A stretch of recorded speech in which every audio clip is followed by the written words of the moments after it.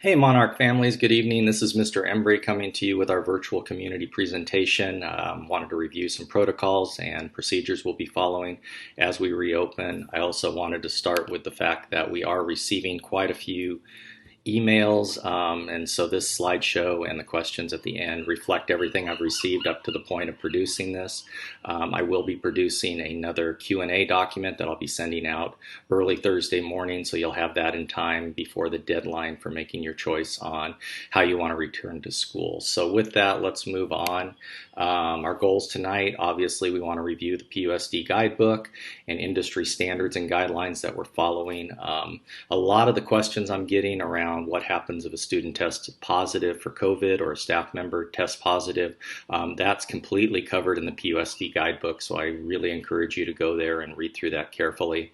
We'll also be looking at a day in the life of a student, whether they choose virtual, homeschool, or in person, and we want to talk about the parent survey choice and also address parent questions that you have submitted.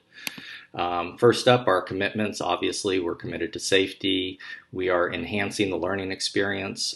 We know that the distance learning was not ideal for all students last year, so this is going to be a much more rigorous program, whether they choose on-ground, online, or homeschool. We want to make sure that they have much more contact with their teachers and a much more standardized schedule to their day. And also, we're working with our community and make sure we're supporting the social and emotional well-being of our students. I've been in constant contact with our school counselor and school psychologist. We're very well aware of our students and their needs, and we're ready to act as soon as we can.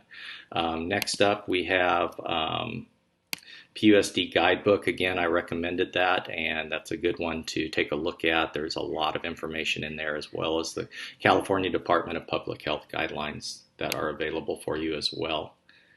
Next up, as we choose our reopening, we are looking at, we've added hand sanitizers to all elementary, actually all campuses, and I'm going to be working with a team of teachers to work on the ideal places to put those.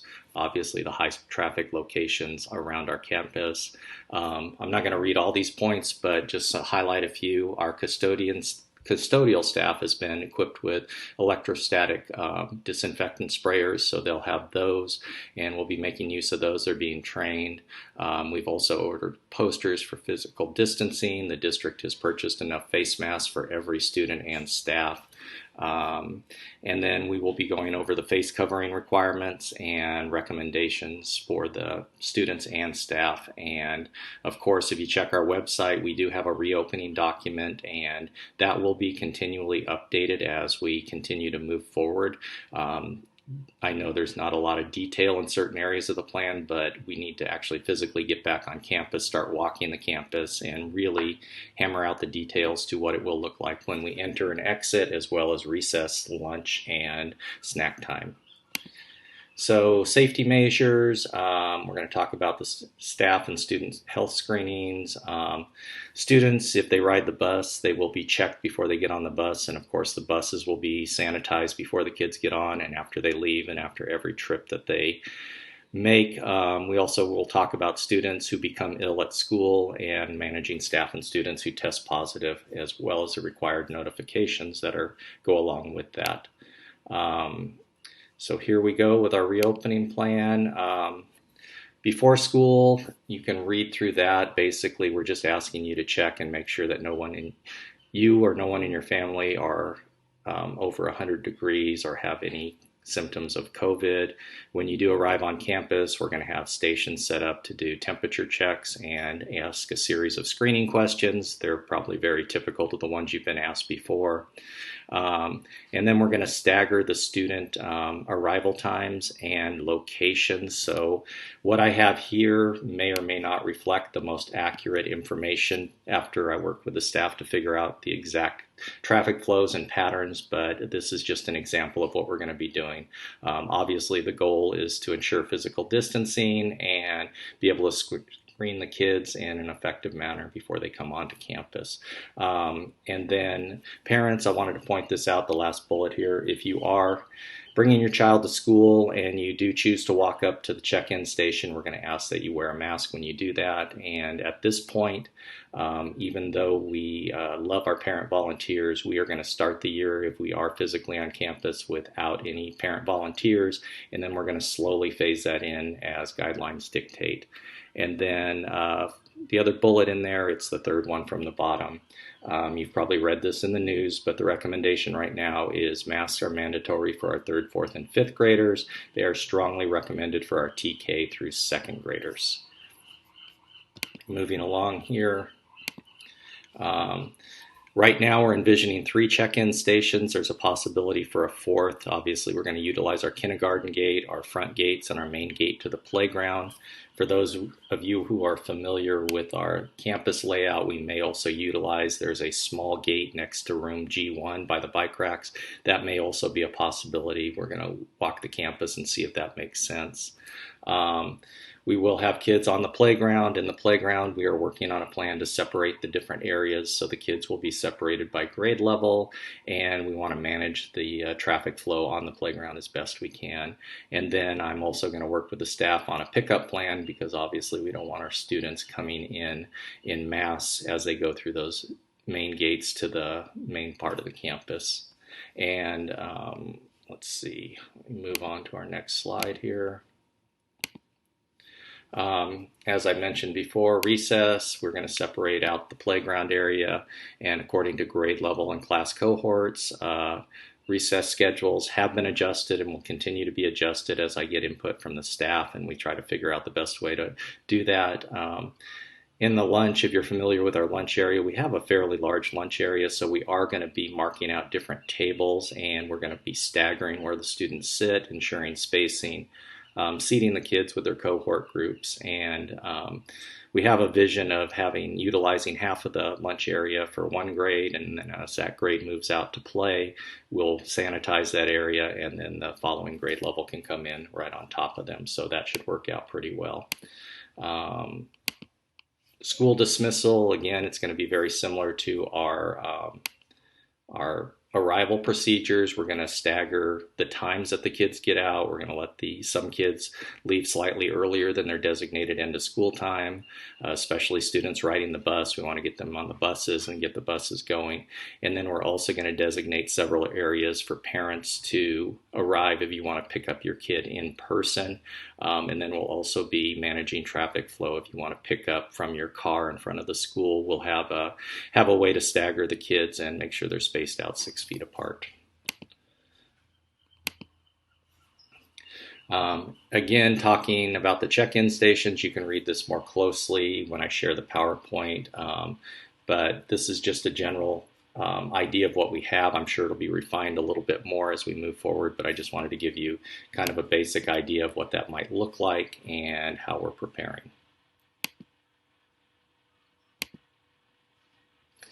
So if you choose, obviously you have a choice of 3 learning opportunities this year. I hope you're aware of that. One of them is virtual, and the other one would be the homeschool program, and the other one would be in person at Monterey Ridge. One thing I want to emphasize right here, it's important to know that our commitment right now is to have Monterey Ridge teachers teaching Monterey Ridge students. So we make a commitment to do that. Obviously, depending on the choices that are made based on how many students choose to come to each of the models and how many teachers choose each of the models, it may not work out perfectly, and there may be a need for us to work with our neighboring schools, Del Sur, Stone Ranch, and Willow Grove, especially as it pertains to online. But again, our commitment is 100% Monterey Ridge teachers with Monterey Ridge students, and obviously I won't know that until the surveys are in and we start to see what that looks like. I also wanted to share with you early on, about a third of the surveys are in at the time that I recorded this, and I got a lot of questions of parents asking me what the breakdown was. So I don't know what the final tallies will be, but at this point, with about a third of the parents responding, it's 71% are choosing in person, and the other 29% are choosing a combination, either homeschool or virtual learning academy. So obviously in the Virtual Learning Academy, we have a much more rigorous instruction and schedule built in. The district has groups of teachers working by grade level to put together playlists of activities and give students a chance for voice and choice. We are using a platform called iReady that's going to have some great lessons for reading and math, Lexia Phonics for our smaller K and 1 kiddos, and also benchmark reading units and math expression units are being put together for those Virtual Learning Academy students. Here's a sample schedule. I'm not going to read through the whole thing, but you can look at that, what it might look like for your child. And like I said, there will be tweaks going on as we get a little closer to the date. I also wanted to emphasize to you, a lot of questions have come in regarding what happens or am I stuck with my choice. So the thinking right now and the latest information I have is that whatever choice you make, on your decision to return to school or virtual learning or homeschooling at the end of the first trimester. So when progress report 1 goes out, at that time we will reassess and parents will be able to change their choice at that time based on the current conditions. So, and that typically takes place in November. Homeschooling information. Homeschooling has always been an option that's available to all our kiddos in TK through 8th. You're provided with district curriculum and materials to teach your child at home. The Poway Home Education Program teachers are available to help consult, monitor, and support you as you go through that. And the parent and student determine the 4 to 5 hour day that works best for them, and then you're self-pacing to get that curriculum done. Obviously, we have their parent survey coming up, and that's the reason behind this. So your 3 choices, again, are PUSD homeschool, virtual academy, or in-person learning. At this point, I wanted to share with you that if we do go in person, if and when the state order is lifted on San Diego County, I anticipate us looking at a format where we are on a AM/PM schedule. Our school is just too big, and if you take those numbers, 60 to 70% choosing to come back in person, that would be approximately 600 to 700 kids, and that would be near impossible to ensure social distancing in that situation. So if you're doing in person, and if that's your choice, be thinking now that when we are actually allowed to return in person, we're going to be looking at an A/B schedule. So AM/PM. AM session would be 9 o'clock to 11:45, and the PM session would be 12:45 to 3:30, and that would give us a 1 hour block in between to do some deep cleaning and sanitation before the kids come back for the second session. In-person highlights, and we've covered a lot of this, but you can see we're going to be doing temperature checks, screening for symptoms. We have a great curriculum in place, and it's going to be really focused because of the shorter day on very much reading, writing, and math, with a couple of extra 1 to 2 hours of learning activities that can be done online. And then, of course, we'll have a really strong social emotional program to meet the needs of our students based on whatever comes up during the school year. And then contingency plan, like I said, I fully expect us to be on this schedule when we do return to in-person learning. Like I said, the AM/PM model, and you can see right here, 2 hour and 45-minute block, and then count on 1 to 2 hours of extra virtual environment activities for your child to do each day. And I also wanted to point out that if we do go to an A/B model, it'll be 5 full days of school. Time banking will not take place on Wednesdays. So those of you who have been to Monterey Ridge for a while know that our Wednesdays is our early out day, and we get out at 1:40. That won't be the case. Every day will be the 9 to 11:45 and 12:45 to 3:30. So just keep that in mind if you're making that choice for daycare options. Moving on to our next slide, virtual highlights. You'll have daily interaction with your teacher. I know that is a big plus. We need that accountability. The students will be doing Zooms and other instructional supports to make sure you're connecting with your teacher. Our district has been working all summer on a high quality online program. And then, of course, even if you choose the Virtual Learning Academy, we do have access to social emotional supports through our counselor, school psychologist. Let's see. Homeschool highlights, like I said, we've always had this one, and you can take a look at that, but I think I reviewed that pretty good in the earlier slide. Um, Current status, all students start virtually with health orders change. Looking at the dates that we have, if San Diego County is not off the watch list by August 19th, that would mean we would not have the 14 days necessary to start school in person if that's your choice on September 2nd. So I don't know how likely or unlikely that is, but just keep in mind that's kind of in the back of your mind. If we are not off the watch list by August 19th, we will all be starting virtually. And then as soon as San Diego is cleared by the governor and we're off the watch list, we'll be able to return and offer the in-person learning. And again, as I mentioned, that would be with an A/B schedule. Questions that have come in, and I want to jump to those. I emphasize Monterey Ridge staff will be working with Monterey Ridge students to the best of our ability. We're hoping to be able to keep that in place, but it's really going to depend on how many Monterey Ridge teachers choose virtual versus in person, and same with the students.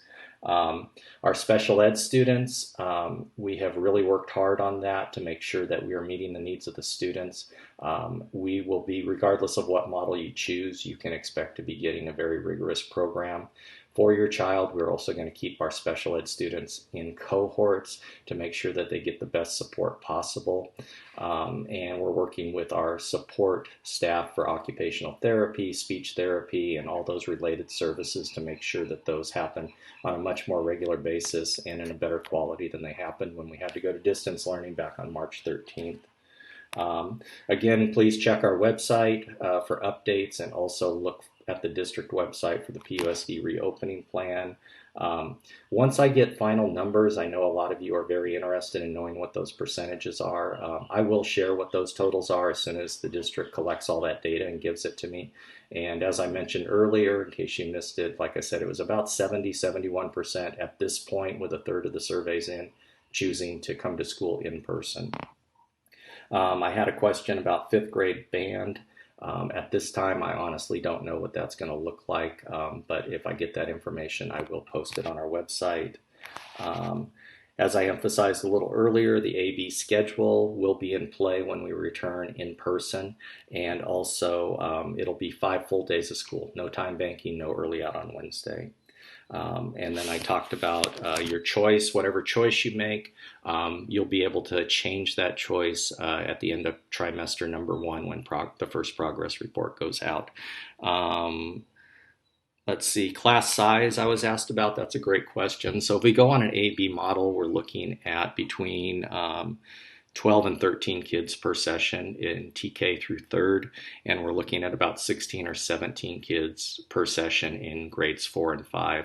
And we'll have to look at that closely, because we want to look at how many kids we actually have coming back to campus, and then seeing how much we can physically distance them.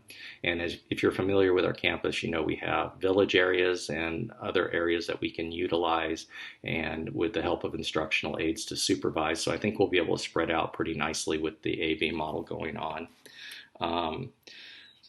Let's see. And then ESS questions came in. We had a few of those.